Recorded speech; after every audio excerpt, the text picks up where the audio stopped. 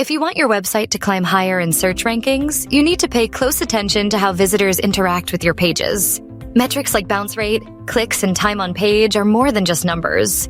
They're signals that tell search engines how valuable your content really is. When users leave quickly, it often means your site didn't meet their needs, which can push you lower in search results. But when people stick around, click through your site, and spend time reading or watching, it shows Google that your content is worth promoting.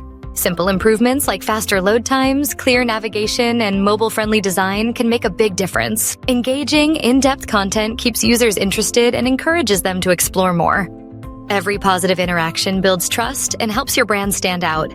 Focus on making your site easy to use and valuable to your audience, and you'll see the benefits in both user satisfaction and SEO performance. Please share and like. It helps us get the word out and makes the algorithm really happy. Check us out at advertisemybusiness.com.